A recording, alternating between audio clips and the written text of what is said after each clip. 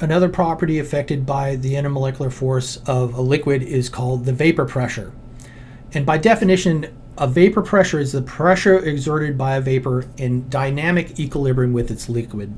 So that's kind of a mouthful, but we'll see what we mean by that in just a second. So we need to understand that liquids are constantly in a state of evaporation. So at room temperature, for most liquids, some of the molecules in that liquid will have enough energy to enter a gaseous state.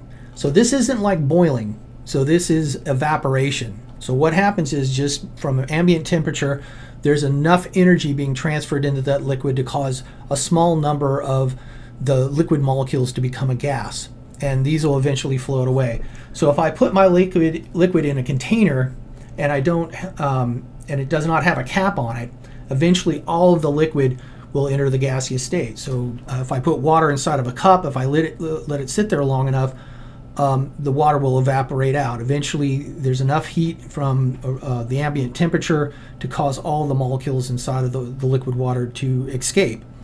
But if I put that liquid inside of a container, I prevent the complete evaporation of the liquid. And so what we get is a dynamic equilibrium.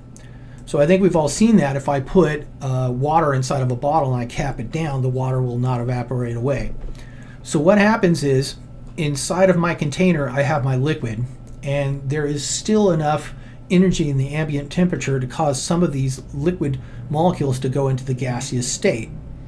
But because there's a cap on it, these liquid molecules will only put so many molecules into the gaseous state. They will reach a point where we will get so much of the gaseous molecules that they will start to condense back down. So I cannot completely evaporate the liquid into its gaseous state. So at a point, the gaseous molecules will start turning back into a liquid. And so when we talk about a dynamic equilibrium, what we mean is the rate at which these liquid molecules are evaporating equals the rate at which these gaseous molecules are condensing back into the liquid. That's what we mean by a dynamic equilibrium. So once that's reached, there is a certain number of liquid or molecules in the gaseous state in the air or the space above the liquid. When we've reached this dynamic equilibrium, because these molecules are in a gaseous state, they create a pressure, and that pressure is called the vapor pressure, and it's dependent on the properties of the liquid. So we've had these terms. I think people have heard about a liquid being volatile or non-volatile. So liquids that have a high vapor pressure at room temperature are called volatile, which means, yeah, they're going to go from the liquid state to the gaseous state very easily, or they're going to evaporate very quickly. Liquids that have a low vapor pressure at room temperature are called non-volatile, which means that they do not put a lot of the molecules from the liquid into the gaseous state. So the rule is that as intermolecular forces increase, the vapor pressure of a liquid decreases. So this actually makes sense. If inside the liquid we have very strong interactions between these molecules, it's going to be difficult for the liquid to give up one of these molecules and put it into the gaseous state. Because that is true, we're not going to have very many gaseous molecules in the space above the liquid. So as the intermolecular force of a liquid increases, its corresponding vapor pressure decreases.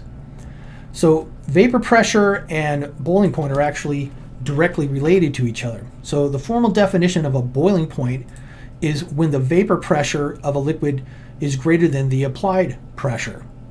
So one way you can look at it is, as the vapor pressure of a liquid decreases, the boiling point tends to increase. So the idea is, if the vapor pressure is decreasing, it's harder for that liquid to go into a gaseous state.